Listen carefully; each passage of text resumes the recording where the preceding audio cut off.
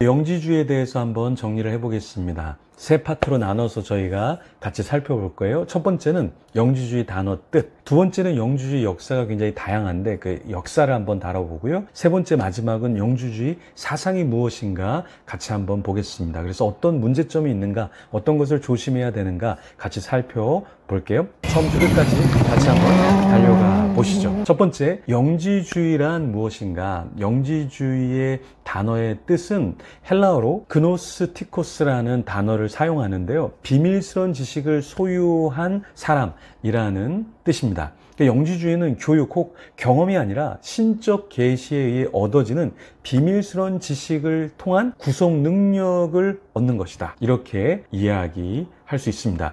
영지주의는 교육 혹 경험보다는 신적 계시를 얻는 지식, 그 지식 중에서도 아주 특별한 지식을 강조를 했죠. 그래서 영지주의는 특별한 지식, 특별한 사람들 이렇게 국한시켜서 밀교를 만들어서 자기들의 종교를 만들어 갔던 것이죠. 영지주의 역사를 보면요, 영지주의는 세계관의 기원도 다양하고 그 역사도 사실은 여러 갈래로 펼쳐지게 됩니다. 기원전 4세기 고대 그리스의 알렉산더 대왕 여러분 아시죠? 이 알렉산더 대왕이 인도까지 갔었잖아요. 거기서 물건들만 가져온 것이 아니라 이 영지주의의 기본적인 사상이 되는 동방 종교의 이원론도 가져왔죠. 그래서 이 영지주의는 그리스의 철학에 또한 동방 종교의 이원론까지 더하게 되었던 것이죠. 게다가 그 당시 플라톤 철학의 신과 인간의 중개 사상을 받아들였고요. 피타고라스 철학 학파의 자연신비 사상,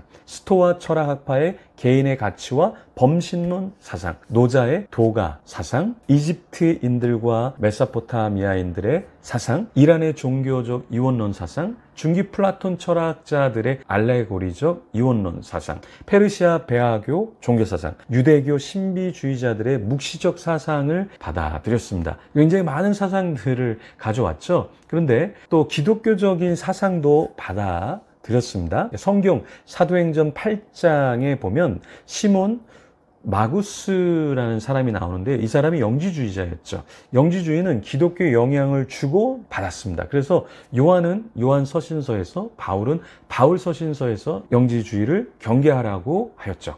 초대교회 1, 2세기에 영지주의는 교회 안에도 있었습니다. 나중 4세기에 기독교가 공인이 된 이후에 영지주의는 기독교에 의해 논박당했죠.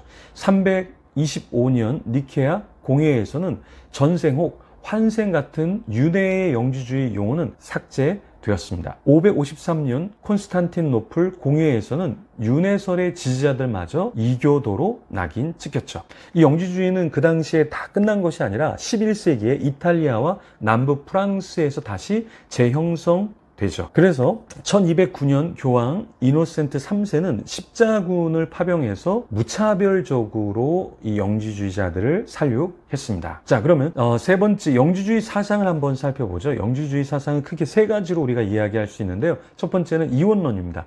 영지주의의 이원론적인 사상은 헬레니즘에서 플라톤 철학의 영향으로 생겼는데요. 플라톤 철학은 데미우르고스가 이 세상을 창조했다고 이렇게 이야기했죠. 이런 사상을 영지주의가 받아들였습니다. 이런 사상은 2세기 초 요한의 외경, 3세기 콥트어 영지주의 저서 신앙의 지혜, 1940년에 상이집트 나지안 마디 근처에서 발견된 문서들에서도 발견이 되는데요. 자, 이러한 영지주의의 이원론적인 사상이 대표적인 영지주의의 사상이라고 볼 수 있죠. 자, 두 번째, 신관. 저자 금인숙은 책 신비주의에서 영지주의 신관에 대해서 말하는데요. 영지주의 신관은 아주 특이합니다. 세상을 지배하는 신이 아니라 순수 의식이고 존재의 원천이라고 신에 대해서 이야기했죠. 이런 신을 섬기는 영지주의는 신과 하나 되는 신비 체험을 중요시했는데요. 이런 신비 체험은 영혼 안에서 삼라만상 신의 현존을 체험하는 것이었습니다. 영지주의는 순수 의식을 통해 신과 하나 되는 신일합일의 자기 실현을 목표로 하였죠. 그런데 이런 신일합일은 어떤 교육 혹 누가 대신해 줄 수 있는 것이 아니었습니다. 바로 자기 자신이 감당해야 했죠. 고로 제도 혹 위계 질서가 필요 없었죠. 결국 만인 평등주의, 만인 사제주의로 흘렀고요. 이런 경향은 로마 지배계급의 제도를 위협했죠. 2세기에 혹독한 박해를 받던 기독교에서 이제 4세기에는 이런 영지주의가 박해를 받았죠. 세 번째, 영지주의 인간론 혹 물질론을 살펴보는데, 영지주의는 사람의 자아는 신성과 동일한 본질을 가지고 있다, 이렇게 얘기했어요. 하지만 타락해서 진정한 본질과 동떨어져 있다. 그래서 세상에 던져져 있다, 이렇게 이야기했습니다. 이런 이원론 사상은 영혼은 진실되고 육체는 껍질로 이원론적으로 봤죠. 그러니까 영지주의는 물질적인 현상계를 더러운 것으로 봤습니다. 이런 영지주의는 신의 피조물인 영혼이 악마의 창조물인 육체 혹 물질에 갇혀 고통당한다, 이렇게 봤어요. 그러니까 영은 굉장히 좋은 것인데 육은 안 좋은, 이런 이원론 사상이 빠졌다라는 거죠. 아까 이원론에 대해서 이야기를 했는데 바로 이런 사상인 거죠. 영적인 지식, 그노시스를 통해서 탈출하고 구원받는다, 이렇게 이야기했습니다.